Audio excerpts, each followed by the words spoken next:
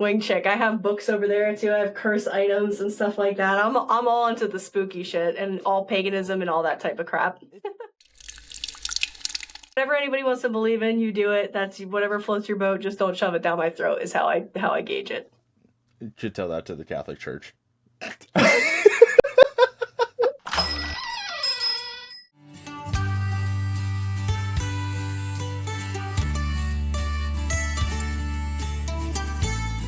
Hey, welcome back to another episode of Duff's Tavern. Today I am joined by Mystic Mochi, whose art has been featured on here, but she hasn't had an interview yet. And Hello. She isn't able to visit the tavern in person, so this is over the internet, virtual tavern, where there is no rules. And today's drink of the day is, because it's getting colder out, Guinness. Ooh, nice. And that popped. And it was also my birthday. It was my birthday last week as of time of recording. And I had a nice cheesecake Guinness ganache. Ooh, that sounds amazing. Happy birthday, by the way. Thank you. I'm the ripe age of 27. My back hasn't started hurting yet, but you're still a baby. It's weird because I'm a baby to people older than me, but all my classmates are younger than me, and they call me unk and old and everything. But less about me. How about tell the people who you are? Mystic Mochi. I mean, that's kind of a gamer tag, actually, originally, is how I stumbled upon this name. So my name kind of stuck. I created, I guess, my Whatnot when I started selling. I actually was a buyer first on Whatnot. So you're familiar with Whatnot. If people are not familiar with Whatnot, it's like a collector's selling app. So practically anybody that collects TCGs is pretty common on there. That's how I originally started on Whatnot, because I was buying and collecting TCG cards. So a lot of Japanese cards and things like that. And I was like, well, I'll just put my gamer tag. I think that has a good ring to it, Mystic Mochi. And then, sure enough, I was got inspired to start selling my artwork on there from Sullivan Artist, who's also an amazing artist on there as well. He does comic book art. He has his own little series that he created.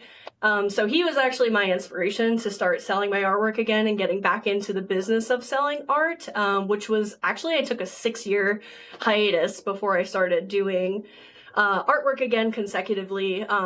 And things like that. But, there was a bunch of other things I'd done in my past that I used to do selling art. I've tried apprenticeships when I was younger, 15 years ago. Which kind of led me to this crazy scenario now. I mean, getting into the TCG stuff I do a lot of fan art. That's how I met you. Yep. A lot of doors opened. And then I also am in my tattoo room. So this is where I'm apprenticing. It's a whole shop, and this is all my artwork that I've collected over the years at, Comic Cons, at horror cons, paranormal expos, things like that. So I'm all into also supporting other artists. So what, I know this is a very loaded question to artists, but what got you into art? Was there a piece of media? Have you just grown up doodling, or is there something that started you wanting to draw and that stuff? So I feel like I've been drawing since forever. I know most artists that I speak to too, they're like, I've been drawing since I was born, those type of things. I think that I am extremely ADHD. I am not medicated, so I just run my life day to day. It's a little chaotic sometimes. But really when I was younger, yeah, exactly. When I was younger, I feel like with ADHD, there's hyperfixations. So doing art in general has always been a hyperfixation for me. It's kind of a thing that quiets my mind. It just quiets everything down in order for me to focus on something for just an hour or 2 hours or whatever that time frame is when I'm creating. I was also a huge Cartoon Network kid, so shout out to people who are a little bit fucking weird. That's all I grew up on was Cartoon Network. My sister was Disney. I grew up watching Adventure Time, regular show. I wanted to watch Ed, and Eddie, but there was parent locks behind it for some strange reason. I mean... I I mean, mean, I've always appreciated, as I'm a millennial too, I always appreciate, I grew up with Ed, Ed and Eddie. Courage the Cowardly Dog scared the shit out of me, but that was mhm, like one of my favorite like shows like when I was a kid. yeah. I was always a little weirdo. I mean, I support the weird, if you're normal, that's fucking bizarre. But yeah, man, I mean, I love all sorts of cartoons and shit like that, like when I was a kid. So I think that kind of also drove my drive for creating art. When I was younger, I created a lot of like psychedelic type things when I was like younger and stuff. And this is kind of an avenue that I got myself. I would actually like to start selling more things like that are just a little bit peculiar. Like I just did a mushroom chick like piece, which I Mhm. thought was pretty fucking sick. And I also did like another like trippy looking cat with like three eyes and like there's eyes and it's like purple and green. It's like that's actually probably two of my favorite pieces recently that I did on my own regard, that I wasn't just working, I was doing something that I enjoy. Yeah. I mean, I can personally say Kyle loves the titty magic carp so much. Like, you saw his reaction to getting the thing. He was so hyped for it. All right, now turn it around. Yo!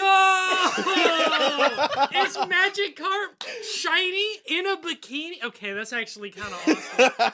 That's great, dude. I mean, I'm so down for that type of stuff too. Like, if people, that to me is like a comedy piece, and like, I don't even know who came up with the idea, but honestly, that's sometimes where it takes you when you have like customers who come in, especially on stream, and then they start, they get comfortable with you, and they just start rattling off these crazy ideas, and they might not be able to draw, but that's something where I'm like, dude, that's an amazing idea. Like, I did this another comedy piece I did was a buff Jar Jar.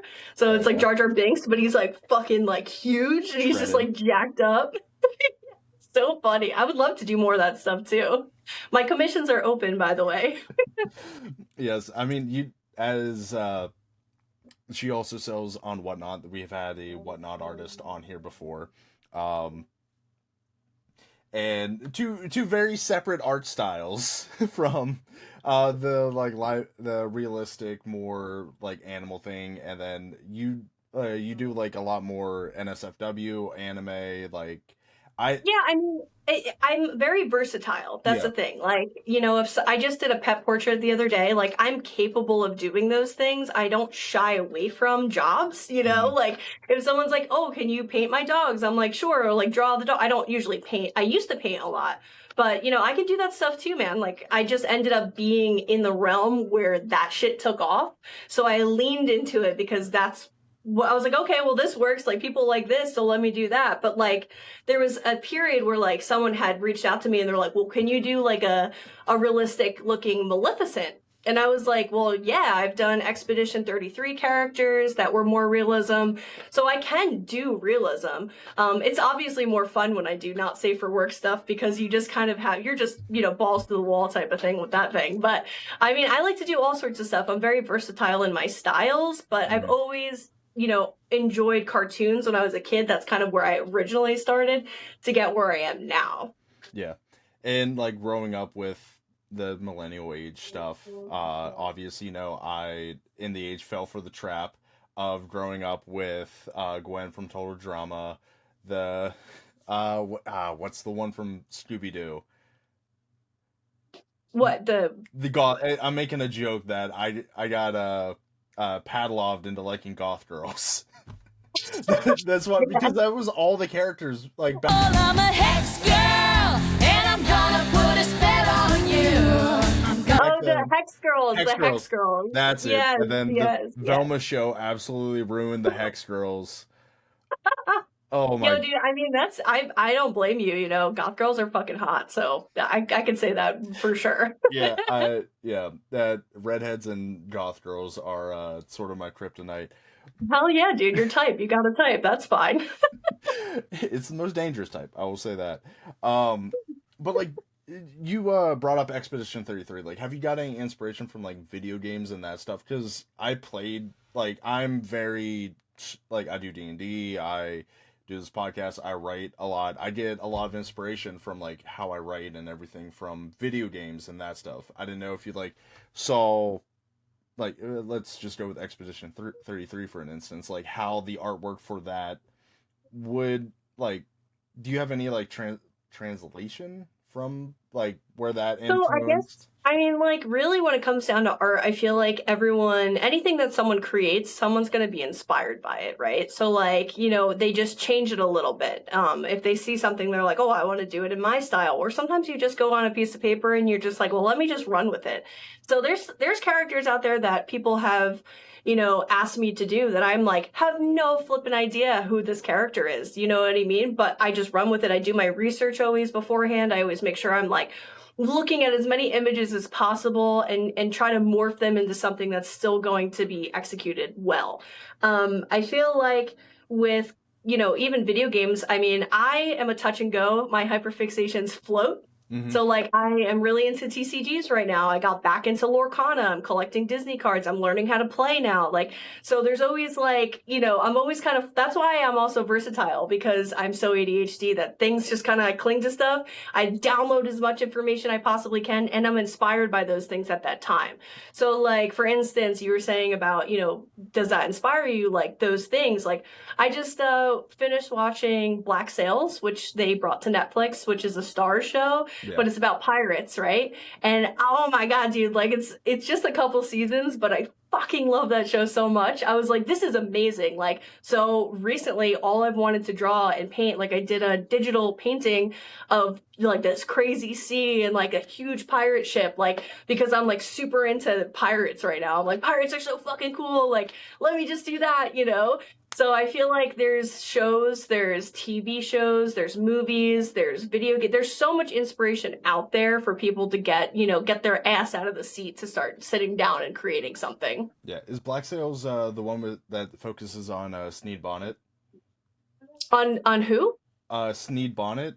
There's two pirate shows. I forget. It's I know he's a big one in one of them. He's sort of the gentleman pirate.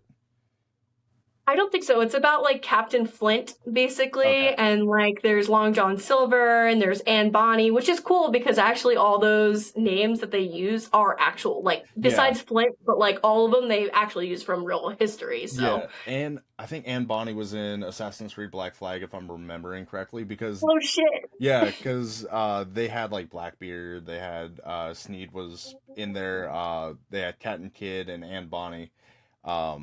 She was a badass, dude. Anne Bonny is a fucking like. And then just being in Charleston, like Blackbeard, Siege Charleston, and then Sneed Bonnet, the gentleman pirate. I'm going into a whole episode. I've talked about this for a whole bunch of times that I'm going to start Distilled History, a series.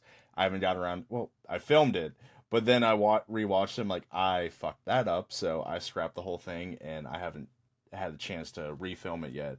But he got captured in Charleston, and he was hung like 30 minutes from my house. Oh shit. Yeah. Damn, is that like, do they have like little, like, is it very themed over there too? Like, do they have like kind of like the pirate history type of vibe over there, or? I mean, there's a lot of history in Charleston. It's been like the first shots of the Civil War. It's one of the original 13 colonies. There's a whole bunch of ghost stories down here. Pirates and it's like a whole amalgamation of history that is just here. So it really depends on like what flavor you want to go to, because a lot of people come to visit and they are more like, I like the Revolutionary War, I like the Civil War, and stuff like that. So whatever like history you want, you can 9 out of 10 times You could find it there. Everything has happened there. Oh my god, it's a very historical town. Well, I'm on the Jersey Shore, so like a lot of people get that like image in their head where it's just like, fucking the people from the show Jersey Shore, but they were actually from Long Island. So like there's it's weird. I'm like a mixed breed. So like I'm only like probably a couple blocks from the ocean and the bay, really.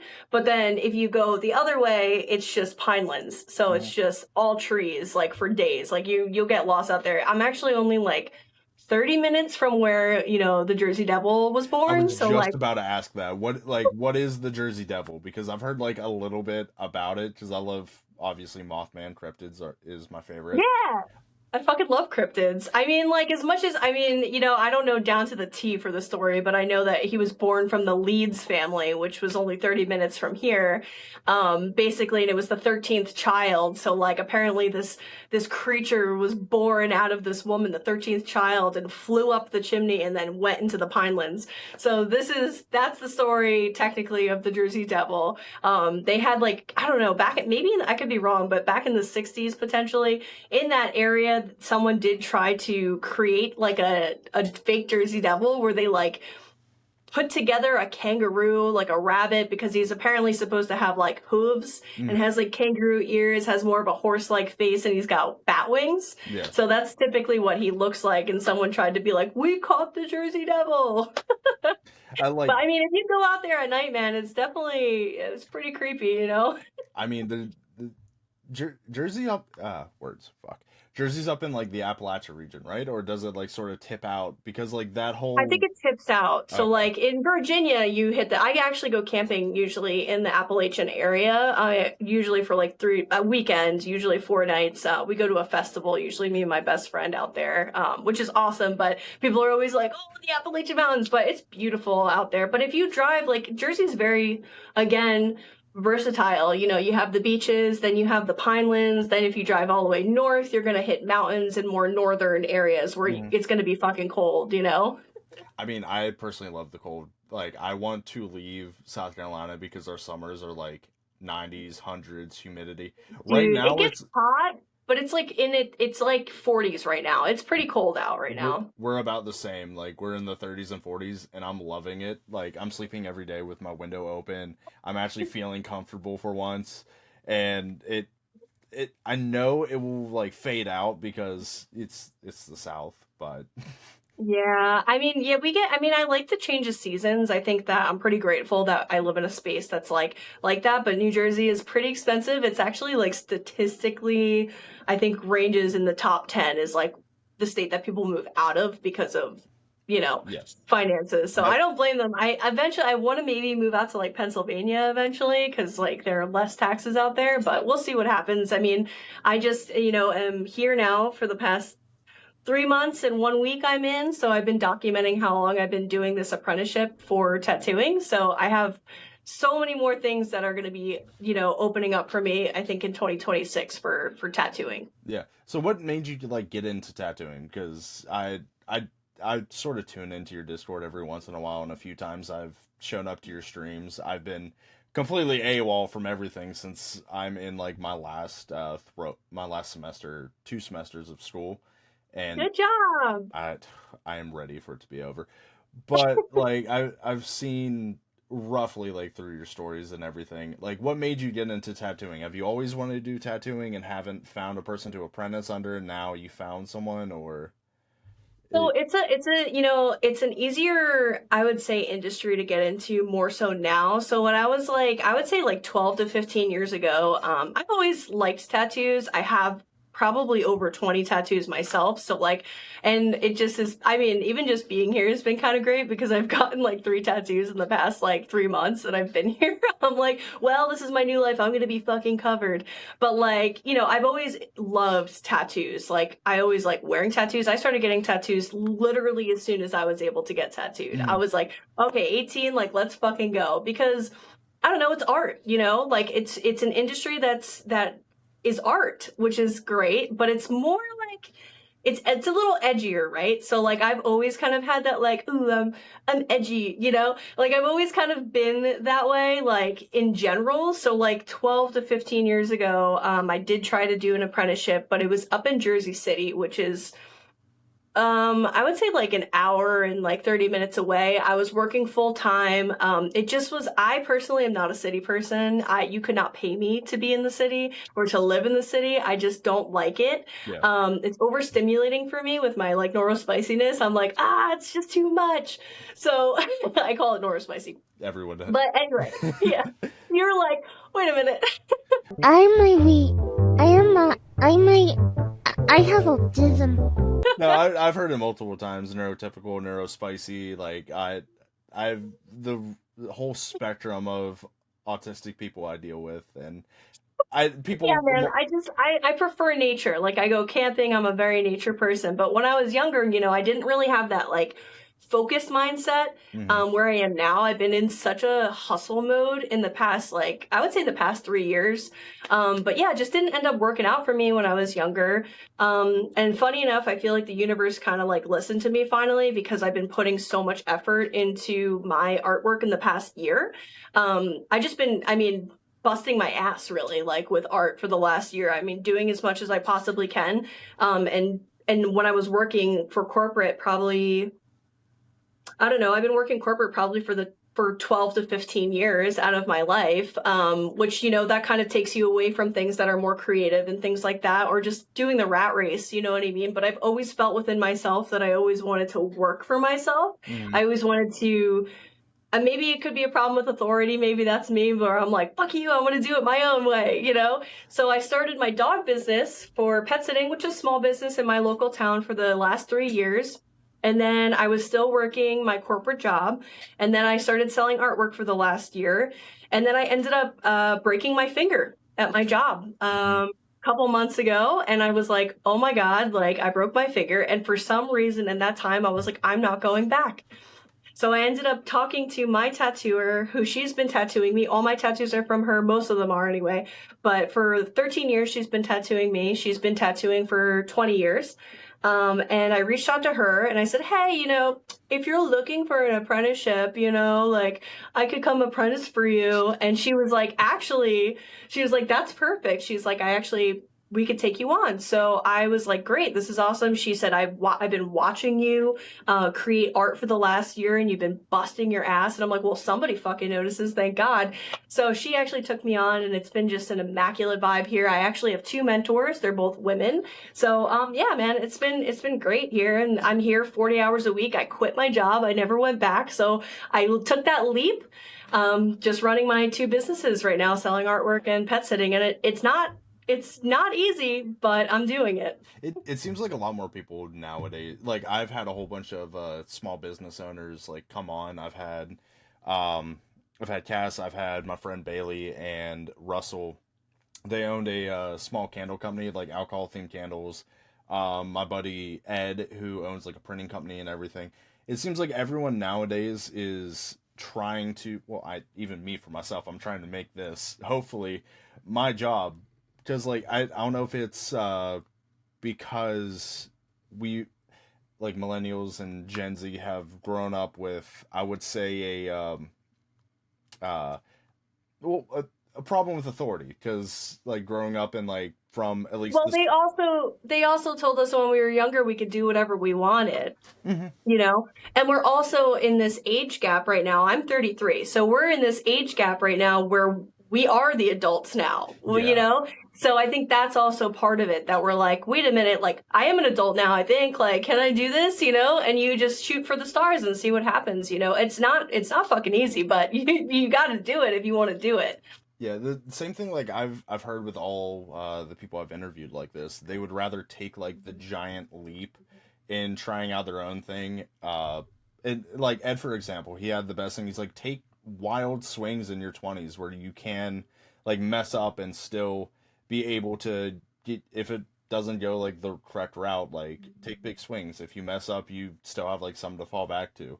Like me, for instance, I'm going to school for TV and media production, but before that, I've worked in a factory the past 5-6 years. Before that, I was a cook. It's like just gain a whole bunch of skills, because I feel like it's sort of shifting away from everyone's going to college because the amount of debt people are going in, where you see a lot more trades and everything coming back. It's good. It's important. It's important to have those trades. Like now there's a lot of people that I feel like that don't know enough sometimes, like who knows how to like fix a car nowadays, like who knows how to do those things with your hands, you know what I mean? Like that's definitely a lost art for sure. And I'm hoping that like over time we could kind of wake up a little bit and be like, we're so dependent on so many things, but we're also always overstimulated by all the things that are going on constantly too. We're just so very technical based. So even with the AI shit that's coming out, it's like, what the fuck is going on? Yeah. So bringing that up, what's your as being an artist, like what's your opinion with AI? Because I've seen like some artists that have incorporated it into their stuff, as like let me have this baseline for an idea so I can just like word vomit and see what happens and then go from that. I know there's a lot of artists that hate like the AI art. There's artists that use AI art. Beeple, for instance, he fully went into AI and has used it as his art. Like, what's your opinion on that whole field? I feel like my opinion on it, and like my personal thing is, I think it's good if you use it to build something. So like if you have an idea and you absolutely cannot think of something to put like the most random things together, right? So like if you're coming up with something that you can't form it in your head, it's good for that reasons. Like you pop it in the system and it's like a half lion, half whatever, half skeleton, half this, half that. And somehow it manages to kind of like make it make sense. And then you take that reference and you redraw it. That's fine. I think that's fine. If you want to use it for something where someone is struggling, they have a tattoo idea and they're like, I want this, I want this, I want this, don't really know how to make it work. I'll throw it into the system as a tool to help it, kind of manage something that works. And then have somebody who's artistic to bring, like if somebody came to me and brought that to me and said, this is kind of what I want, I would put my own spin on it. I would use it, but not like actually use it. I would just take it as like a reference and then recreate it. I think that the people that are using just straight AI and they're like, this is artwork, this is my artwork, like I am on the fence with that on how I don't think that's really art in a way. I think that it's something, sure, if you want to mess around with it, but if you start to be like, I'm going to smack $500 on there, this is my best artistic piece, like, what are you doing, dude? Like at least like use it as a reference. That's fine. But like, I feel like when they start, selling things that are like, this is art, I don't know. That's my own personal thing. I think it's great that people can mess with it as a tool, but using it for something that they're going to slap $500 on and be like, oh, I created this. Like, dude, you just coded that. It's like a fucking MySpace coding. Like, what are you doing? You know what I mean? Like, I don't know, man. What's MySpace? I'm kidding. No, don't age me. I never had one, but I knew about it. I knew about Tom and all that stuff. I think dude. I think I had like a Facebook back in like 2013-ish. But I never like owned a MySpace, and then I remember like years ago when they were trying to like rebrand, and I think Justin Timberlake bought in, was trying to like redo MySpace. Like back in I remember the commercials when I was like a little bit young. Dude, I mean, you'd go into someone's page. I liked that you could put like little music in the background. You'd like pop up on someone's page and they'd have like a specific song that would come up. But we knew like fucking coding when we were like teenagers. You'd have to code that shit. Now it's all left my brain, but like you have to actually like code that shit to make your page look cool. Yeah. But like going back to AI a little bit, because I heard MySpace, I'm like, oh, I'm gonna make her feel old. That's just me. Great, thanks. Oh, anytime. So I've used AI for like say some of like my background for the thumbnails and stuff like that. Where it's like a referencing, or even like some of my t-shirts where I'm like, oh, I want to do this, this, and this, and then Photoshop it together. Because I'm trying to draw. Yeah. I think if you're using it as a tool, I think that's fine. I just think that there's a lot of like creators there's just so many big artists out there that are like, what the fuck is happening in the art world? You know what I mean? Like, I think it's just, it's human made. You know what I mean? I think that's what makes art special is like, even if it's not fucking perfect, it's still made by somebody, by their hands. You know what I mean? Like, and that's what I like about tattooing too, is like, you can't fuck up, first of all, on tattooing. Like, that's it. Like, you're in there, to do it once and to do it right. But like, I feel like that's something that you can't take away from that realm either. It's very like traditionally done. I mean, it's been around for centuries and centuries. Like, that's something that's just so organic, really, is tattooing. It's a very special thing. I feel like a lot of people come to get tattooed for so many fucking reasons. Like, I think it's just, and it also creates a really sacred time with someone as well. I mean, it's pretty intense, if people could get through the pieces that they want to get through. Not like, those people that come and they have a tattoo this big. They're like, oh, I like the pain. And I'm like, girl, come on. Yeah. Like most of my tattoos, the one you can see, for instance, is Assassin's Creed, and then I have one on my thigh, I have one on my shoulder. Like, they're always like a couple hundred that that it takes, because like like I'm going in there, I don't like line work. Like, give me a piece that will actually like be good and show something. Yeah, I Like, mean, like, and it happens. I have some shitty tattoos too, and that's fine. I feel like you're allowed to have dumb, stupid tattoos as well. Like, it doesn't always have to have like a special fucking meaning. Like, if you like, I actually eventually I'm gonna get a little ranch bottle of Hidden Valley Ranch that says ranch slut on it. Like, that's, you know what I mean? Like, that's fine to do. If you like it, fucking get it. It's awesome. And there's a lot of times that I've gotten tattooed as well that are just brings me back to the time of my life that I just go right back to oh yeah, I remember when I was here in that period of my life. It's very significant even in just that way. Even if it's a stupid tattoo, like that's something where I'm like, oh, I remember what I was doing, at that period of my life. Like, it doesn't always have to be like, fucking have 6 different reasons to go on you. Do whatever you want. If you like it, fucking slap it on your leg, yeah, I had when I first was getting tattoos, I went with like, I want something memorable that I like. And Me too. I have them too. yeah, I did that with my first one, which is, I don't know, yeah, it's my dumb line work of like a rugby heartbeat. That was like $50 Fuck is yeah. my first tattoo. And then I got the Japanese wave with like flowers around it, because I was like, I grew up in Charleston. And I was like, I really love Assassin's Creed and I'm really Irish, so I want this whole arm to be that. And then when it got to my thigh with like the frog playing a banjo on a skull, I'm like, I like that artwork. I want it. Fuck it. Yes. It like, Do that. I'm like 50-50, where like I want stuff to mean things, but also at the same time it's like I like artwork. I mean, fuck. For instance, I have the Jester as my case, and then my last case was by Van Gogh. It was a skeleton with the cigarette. Like, I've always Yes. liked like artwork and that shit, where I've always been drawn to it. Even believe it or not, I listen to like classical music when I'm reading books Hey, or like doing homework. I have too. Yep, I definitely do. I have a very like crazy amount of. It's the only thing that's annoying to me is I never started playlists. So like all of the music that I listen to is just like all over the place. It's like the most bipolar playlist ever Oh, that I can't necessarily. Yeah. You're polyamorous. Got it. Yeah.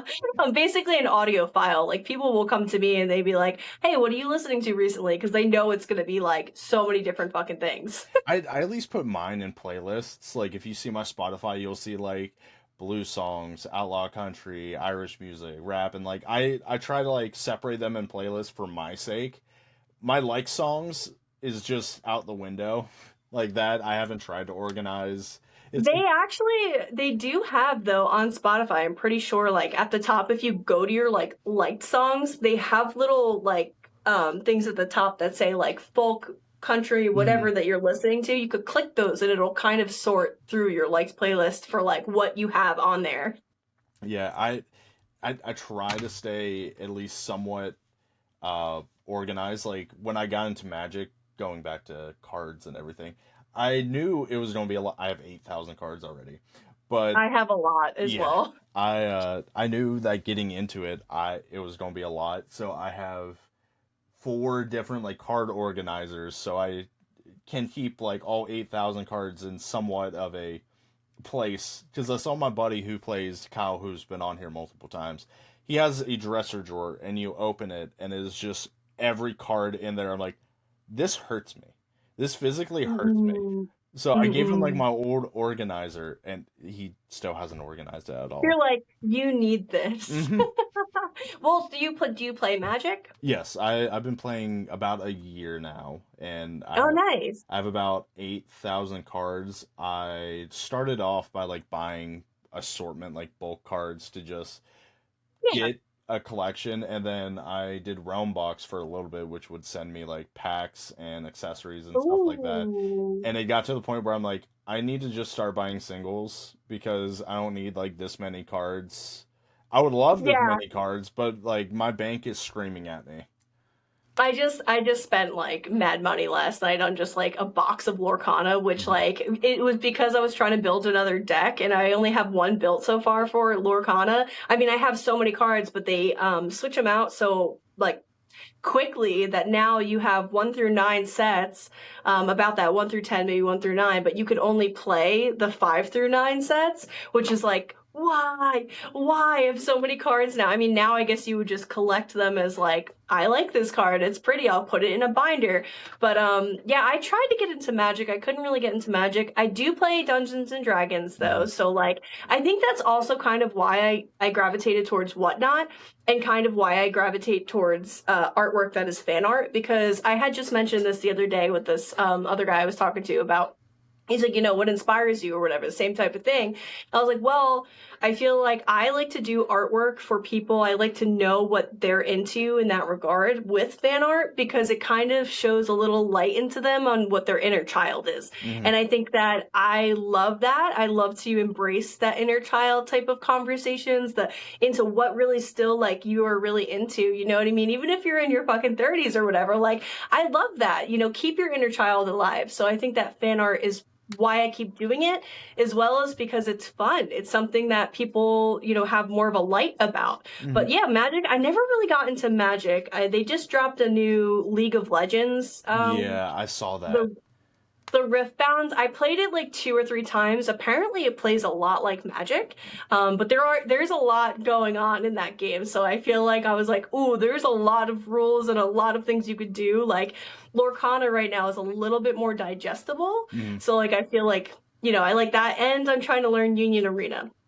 Magic was sort of easy for me to pick up. I like throughout my life, I loved Pokemon growing up. I had a whole bunch of Pokemon cards, and I hit Me middle too. school, and I was like, I'm too old for Pokemon cards, and I had like around in the 2000s, and got rid of all of it, which now I kick myself for, because I'm like, there could have been so much money in that.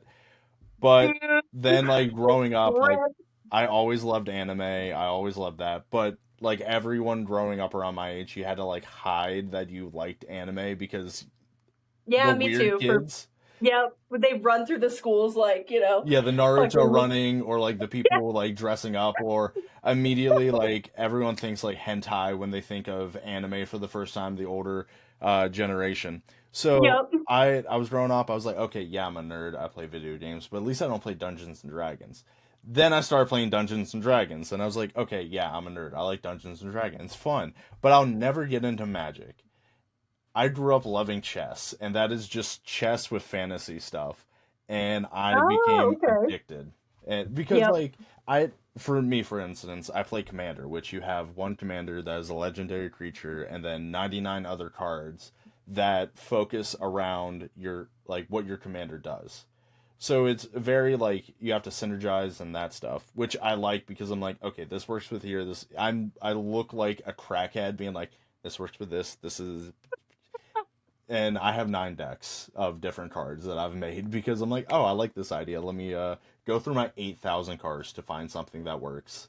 And Yeah. I just became somewhat addicted to it, and loved it. And I do girl math for it. I have every card logged for the price.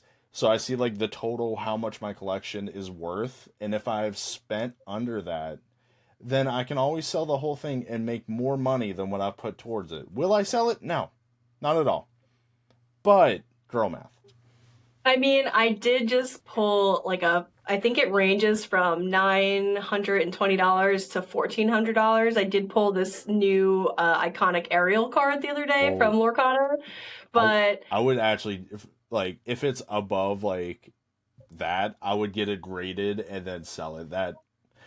I thought about doing that. I am going to try to sell it. I already listed it on TCG Player, because I'm like, here's the thing, like I'm weird with it too, because if it's like a character that obviously like I love, like if it was like a Lion King card, I would have kept it, but I'm like, well, I mean, don't get me wrong, I like Little Mermaid, but it's very nostalgic for me. It's not like I'm a Disney adult. Okay, and we're going to put that out there. I was just about to ask. I was like, are you because you grew No. up, like, So I'm guessing what- you grew up watching Disney. Right. So I feel like what qualifies somebody as a Disney adult, that's their entire personality, right? Where like, I have other hobbies. I like anime. I like, Dungeons and Dragons. I like Lord of the Rings. I like all sorts of shit, nerdy shit like that. But like, I feel like if you're a Disney adult, that's like, you're going to Disney like 3 times a year, and you're like you have like a fucking teapot that's like Mickey Mouse. You know what I mean? You have the ears, and it's customized for you. Right. Yeah, Yeah, like we don't go that far. I haven't been to Disney World. I want to go to, I think it's like Epcot, the like drink around the world. Like I just want to go to Disney to get drunk and that's it, and just drunkenly sing the songs from Brave and Moana. Like Yeah. I have Yeah. Daniel, who's also been on here. His favorite is Hercules, so he knows Oh, all hell the yeah. lyrics to the song for Great Hercules. soundtrack. Great soundtrack. Also, anything by Phil Collins Mhm. in any of the Disney movies, like he fucking went for it, dude. Like Phil Collins is great. Like I honestly, I feel like I hit my 30s at one point when I was like 30, and like Phil Collins came on in the car, and I just fucking went for it. I was like, oh, is this what's like being in my 30s now? I'm jamming out to fucking Phil Collins. Like, oh, okay, this is not terrible. Did you know that Phil Collins recorded the same songs but in multiple languages, so it would be his voice? I did know that. Yeah. I did. It's been a while since I heard that, but I do remember that I read something like that. Yeah. Because he did like the soundtrack for Tarzan, and then he also did the soundtrack for Brother Bear, which is, Yeah. I think Brother Bear Yeah. is also Disney, if I remember correctly. Yes, I think yes, it is because I have Brother Bear cards. Okay. Yep. Yeah. It like Disney and DreamWorks have always like clashed because like certain things, but what's your like one of the favorite Disney movies that came out? Like we can separate it from like the classic Disney of like the hand drawn animations to like the more newer style. I don't even know, dude. I would say Moana is still kind of recent, more compared to like the nostalgia stuff. So I think Moana was really fucking good. Moana was really good. Like the soundtrack is good. Like I feel like Moana would probably be one of my favorites that are more recent, you know what I mean? Like, I mean, I barely have time to fucking do anything, let alone like even sit down. Like, I have to schedule times that I have to sit down and like watch something, even, you know what I mean? It's just I'm constantly, drawing or constantly pet sitting or constantly driving to another place that I have to go, or I'm, here 40 hours a week, or then now recently I'm just starting to go to the TCG shop like at least once or twice a week. So I actually have something fun to do, like a fun hobby that's not working. Yeah. No one can guess my favorite Disney movie because it's so obscure and a diamond in the rough. Where they've only made 3 movies with the same animation style. Which one? Treasure Planet. Yes, dude, Treasure Planet is so fucking good. I fucking love that movie so much. It's so good. They have cards. Yeah. They have the Lorcana fucking cards. They're so good. Oh my god. Don't that make movie me get is into so Lorcana. I've dropped so much money on Magic. But Do it. Like I love Jim Hawkins. I love I want to say Johnny Silverhand, but that's Cyberpunk. Yeah, no, you're right. Yeah. So, That's why because when I started watching Black Sails, I'm like, wait, Long Captain John Silver. Flint, That's it. Long John Silver. Yeah. I was like, wait, they have the same names. It's actually based off of a book, I think. It's off of I'm pretty Treasure sure. Island, which is like a very old book. This is they made it more sci-fi, and there was supposed to be, I think, like 3 parts to it, and then Disney tanked. Like they didn't put commercials out for Treasure Planet at all. They didn't put anything out because they're trying to shift away from 2D animation to their whole 3D animation. So they tanked that whole movie and everything. Like we had Atlantis 1 and 2, which were amazing. And then Treasure Planet came along and Disney pulled Disney's corporate bullshit. Which I'm upset about because I loved it so much. Treasure Planet is so good. Also, Atlantis is fucking amazing. Like that movie. So both of those are, I feel like, kind of in the same, like the vibe. Like the vibes are vibing with those two. Like they're just kind of similar. And honestly, I can say that those are two definitely 100% one of my favorites for sure. Atlantis is more popular than Treasure Planet because that's like Treasure Planet has been slept on a lot. It's now finally. It's because of Kita. Let's be real. Valid. Yeah. It's finally like coming back into sort of the consciousness of people because everyone grew up watching it, along with all the fan edits. I don't know what side of like TikTok or Instagram you're a part of, but I've seen a lot of Treasure Planet with like Hope Core stuff, with Long John Silver like talking to Jim Hawkins on the boat at night. Like there's a lot of where people are editing over that. I'm like, It's finally getting the recognition. It will never get a I sequel. know, it's so good. It's definitely one that people have slept on, but it's definitely the people that know about it are like, that's the fucking best. Like, honestly, I would love for somebody to commission me like a piece like that, I feel like something to do with one of those. I would 100% be like, I love this as I'm doing it, you know? I might have to put in a commission piece. Yeah, do it. Comms are always open. I mean, it takes me a little while. I have a list that's going right now. But you know, I always try to add to it anyway. If they know, if they're patient, they're gonna get their fucking piece. That's just the way it is. You know, doing so many things, and then in 2026, when hopefully, you know, I'll start to be able to take small tattoos, like little ones and stuff like that. At first, you know, like I said, 2026 is gonna open a whole new door for me as far as like creating art, you know, but through ink. Yeah. So how is like your experience with Whatnot? Like, do you like the aspect of like people coming in, tuning to the live stream? Have you made like friends from Whatnot? How would you describe the ecosystem as like being the artist? Because you said it sells a lot of TCG stuff, it sells a lot of like antiques, and it's a live auction site for people who don't know. But from your corner of that, like, how do you think like the art is? Because if you want to explain like raid trains and that stuff, because I've heard it off. Yeah, so like I feel like it differs, right? So I feel like there's really no way to gauge busyness per se. It is recently it's been a little bit more difficult given with everything that I've been more scheduled with. It's harder for me to actually schedule myself on like specific times and being on as often as I would like to. Like when I was unemployed and I was just doing like my pet sitting stuff, and I wasn't here. My main focus is here right now for 40 hours a week. So like when I wasn't doing that, it was a little easier where my shows were a little bit more consistent. I would have a little bit more people in my shows, et cetera, et cetera. It differs too, because I feel like it's caught wind quite a bit. So I do feel like there's a tiny bit of oversaturation, I think, with just multiple artists kind of catching on and then being on, but then you only have like 4 people in your shows, which is like sometimes really hard. It's like disheartening sometimes when you don't have too many people that are like chiming in or coming in to watch your shows and stuff like that.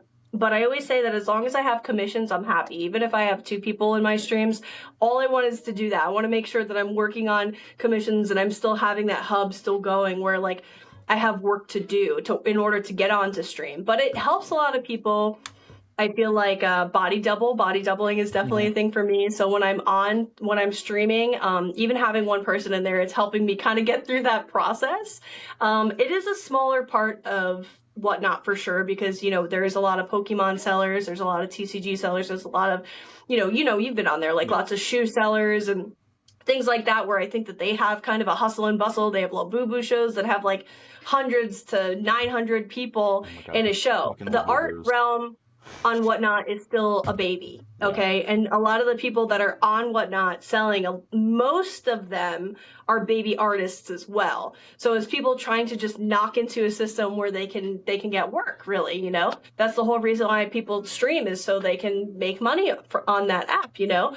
But yeah, I mean, it definitely differs. I think it kind of ebbs and flows on busy times and non-busy times. I don't think anybody's actually narrowed it down to something where it's like, whoa, it's really busy on the afternoon on Wednesdays, or like it's really bumping like middle of Friday or like midnight, you know what I mean? So I don't think there's really any consistency when it comes to it. But as far as the people that I have met over the course of the year, a little over a year now that I've been on there, Sullivan has been my first friend on Whatnot, and now we text each other and like we plan co-hosting streams and things like that. Like, I started the Discord really as a community to inspire people to kind of break from the norm. Yeah. That's kind of really what I want to do. I wanted to create a community where people feel safe. So when they come into my streams, I want them to feel comfortable. I want them to communicate with me. If they're LGBTQ, come into my Discord. You're going to be safe there. I'm never going to let somebody bully somebody else, or like, I wanted to create a safe space for people. I wanted to have a space where people can share their stuff, share their artwork. There's a lot of people that share tips and tricks on there, you know what I mean? Or like if someone comes to me, I have people message me all the time, like other artists that are like, how should I draw this? Should I add this color? Should I do this? Should I rearrange it? It's unfortunate too, because sometimes I see shows that are artists that are extremely talented and they're not getting the recognition that they deserve. And it's hard, you know, we want more people to come and, you know, hang out with us. We want more people to, you know, get on our commissions list. We want people to chat with us in chat rooms. You know, I think that it's a good platform for that, but I just think that sometimes it just ebbs and it flows, man. You can't really catch it. Like, you just catch the wave when it's there, and that's how it goes. Yeah. If it follows like the same as like content creation and stuff like that, going by like advertisers, they put a lot more money from about October-ish to December, January, and that's when it falls off. Like, usually from what I've seen, I've been watching YouTube since like 2008. I've always wanted to do YouTube content creation and that stuff. From what I've seen is like it, with the views and everything, sort of tracks with how much the advertisers are spending on money. So it slowly builds up into December. Obviously, Christmas is a lot of people doing stuff, and then it tapers off, and then starts building a little bit, and then summertime it tapers off too, and then Well, starts. that's why. And you had mentioned the raid train thing. So I saw a raid train, I guess, like months ago. I think it was the original artist raid train. So like someone had got like Duke Comics, I think is his name. I could be wrong, but Duke is an amazing fucking artist too, and he kind of gotten everybody into like a little group chat in order to do the raid trains. The raid trains are really just, I think, for like, say if you were, you know, a seller on there, like an artist as well. It's kind of like if you have like 3 people that watch you all the time, raid trains are really to just kind of be seen more. So like it's just kind of like, hey, you're 3 people that hang out with you. Oh, you hop into my stream, and it's like, oh, check out Mystic Mochi stuff. And then they have my 3 people go to theirs. So then it builds over time just to be seen. Yeah. So we've already done one raid train, which went actually really, really well about a month ago. I think it was like last month, maybe in sometime in October. So Sullivan and me came up with an idea. Well, let's do our own raid train, you know, maybe a little bit something more spicy, you know, like not safe for work stuff, or like, you know, things that like are just more fun, you know, not so serious too. I feel like not right. Like I feel like, you know, not safe for work stuff is like, I'm not a prude, so I don't care. Like I'll do it, you know, I'll draw that stuff. I also feel like it has a little bit more flexibility. In general, it's just a little bit more fun. It's not so serious. Like there are artists out there that take themselves so goddamn seriously, where I'm just like, which is good for you. If that's your thing, do it. But like, I'm just the type of person that why not have fun while you're doing it? You know what I mean? Like, laugh about it, you know, do a funny white foo fucking, you know, piece with Magikarp, you know what I mean? Do a buff Jar Jar, like once in a blue moon. I don't mind doing that. Other times, you want a super serious, like, pet portrait. Cool, like, you could hit me up. I could do that too, you know? But, like, I think that we kind of ran with that idea. So we have 25 artists for November 22nd that are hopefully, you know, it goes well. Hopefully, you know, people end up making sales, and like, and even if they don't make sales, hopefully they gain more followers, you know what I mean? So it's just a growing community. And I think it's important to, you know, support other people that are going through it as well, because there's nothing going to stop you from, you know, that's not going to hurt you in any way by trying to build as a community, if that makes sense. Yeah, it's like the old adage of like a rising tides moves all ships. Like I've learned from watching like comedians and everything, where, for instance, like I follow Joe Rogan. Like I love his podcast because of it's just talking, which I get recommended along with this podcast is recommended a lot along with comedians and stuff like that. But the old thing for comedians back in like LA in the 80s and whatever was, oh, you're stealing my spot, I hate you, and that shit like that. And then a small group of comedians were like, no, we all do podcasts, you come guest on that, and everyone grows. I see that's more, and people are taking that mindset now instead of being individualistic. So, like, that's why co-hosting is pretty important, too. I think co-hosting is good to do. I think it's good to do, obviously, stream on your own. But how I kind of view Whatnot, I view Whatnot as, like, a mall. I view it as, like, if you were to go to Comic-Con and there's Artist Alley, you know? Like, I would love, obviously, everyone would love for someone to just stick and watch your show the entire time, of course. But, like, you can't hold anybody to that. So they're gonna go and check out they're gonna pop into other streams, like, go to other vendors, you know, and pop around. As long as they pop around and they throw out, hey, can you do this for me? That's great. That's all I want, is I just want my work to be like, okay, you know, commissioned. And then if you just give me your order and move on your way, you don't have to watch me do it the whole time. Like, that's fine, you know? I mean, I'd like for people to chat and like hang out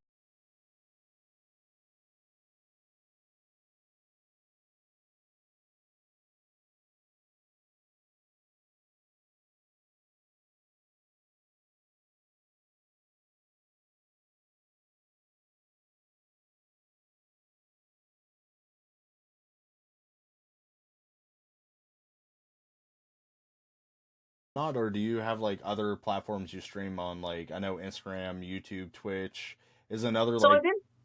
I've been thinking about doing TikTok maybe because I know somebody that was not doing very well. He's actually one of his pieces is right over here. He does a more like this type of art. I forget what kind of art this would be considered. It's gonna be out of my mind. I want to say Like gothic, but I also don't really know art. not gothic. It's like when they basically are somewhere and they're drawing like whatever they see type of art. I can't think of there's a term for that. God, my art teacher would be smacking me in the back of the head right now. But like literally, this is something that he draws. He's an amazing artist. You know what I mean? Location. He's a location artist. That's Okay. what it is.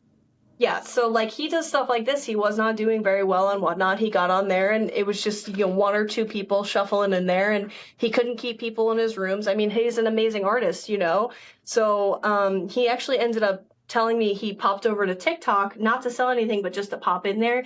And the first time he went on there, he got like 200 views. So like that doesn't happen always on One Now. Now, given I'm sure there's other people, like if you can promote your shows, if you have money, you could just, do that, pay in to get people in more in your room to see you. Yeah. But like who has the reason why they're on there is so because they need the money, you know what I mean?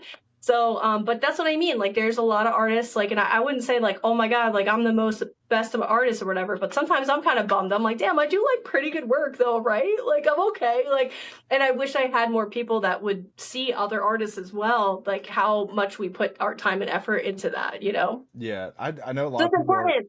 This is why this is important to do stuff like this, and I appreciate it. I really do. Yeah, I like from my channel trailer, like I have the thought that everyone has a story and I want to share. Like it's a conversation. You come into the bar, you have a drink, you talk to anyone. Like that is the easy premise of that. Like anyone has a story, I want to talk to everyone. I'm very like curious. And if you interest me, I'm like, okay, come and talk cuz I've had like a range of people and I have a lot like I've said multiple times, half joking to my friends, like I would love to have a cult member on here because I want to pick his brain. Like I want weird people. I want people that aren't like boring SpongeBob, like that episode everyone knows. Hi, how are you? What's the meaning of this? I took your advice. From now on, I'm normal. Like I don't want wonderful weather we're having people. I want people to come in and be like, yeah, I have this weird idea and I want to say it. Because like no, it's good. I don't really have a limit on like say whatever on here. There's no if it gets too bad I'll edit it out.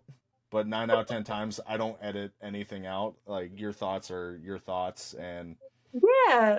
But it's authentic. It's like what we were talking about like an organic experience.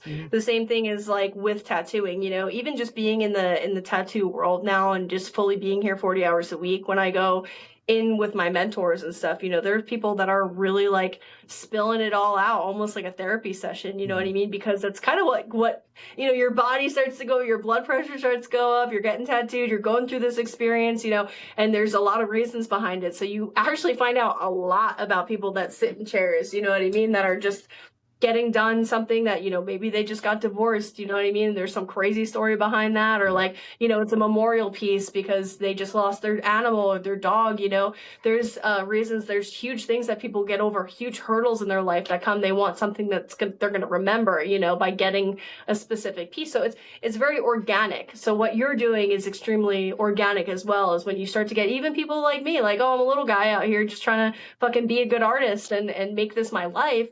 But that's great that you have, also the ability to work with people that way, because technically you're working with people, you're good at it. Clearly you don't have those moments where as soon as it gets quiet, you already know immediately what to say next. So that's good. That's a talent. yeah. Plus alcohol helps.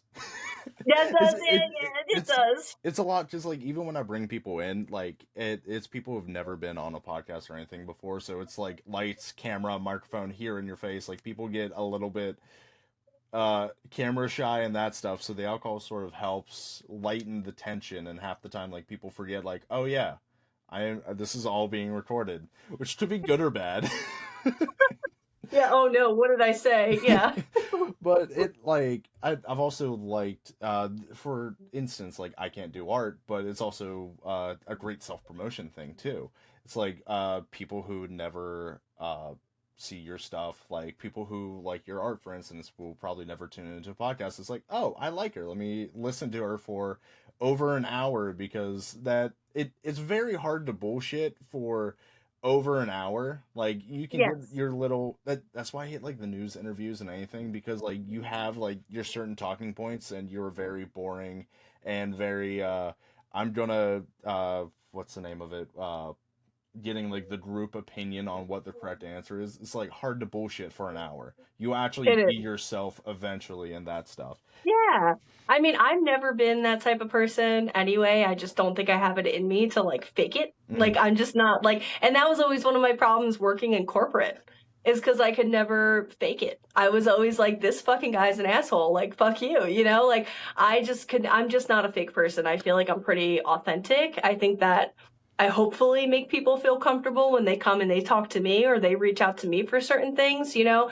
I'm never gonna like also judge somebody. Like I've met quite a few characters in my time where I Mhm. feel like they have their own fucking thing going on, but I'm like, you know what, man, you keep doing you. You're good. Like you could tell me whatever, and I'm not gonna be like, oh, like, you know, I'm just not that type of person. I'm never gonna really judge anybody. You're your own thing. You're your own creature. You got your own fucking journey. Like, fucking do it. You know, like do your fucking weird shit. Cool, good for you. You got something going on. I You know? I've always like wondered, like, even if like someone is saying like wild shit, I've always been like, why? What makes you think that? Like I'm always like curious. Is like, okay, I don't agree with you at all, but what makes you think that? And like I want to always like try to unpack it.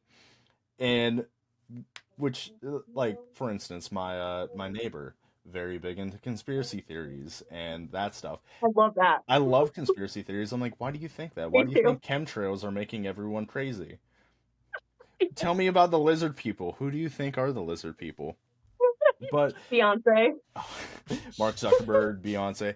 But it's also like I grew up on the internet. Like I grew up in COD lobbies. You can't really say shit to me that I haven't said 6 inches in front of a mirror. I got called fat by the way I talk online. You can't hurt me. I don't care. You can't hurt my feelings. Yeah, dude. I mean, that was another thing too why I got into artwork when I was a kid. Like, I was definitely bullied when I was small. Like, I had braces, I had glasses, I had the whole, like, you know, 9 yards. My mom would like dress me to be like, look proper in school. It was like fucking public school. I'm like, you know, so like, I kind of shied away from a lot of my peers when I was younger, like when I was little. So like, that was the time that I had in a room constantly creating, you know what I mean, in a safe space. So like that's also something that got my practice in. So some people believe like obviously like some people feel like they're not born with it, something that you have to practice. And that's true. I mean, I've gotten better at art even in the last year.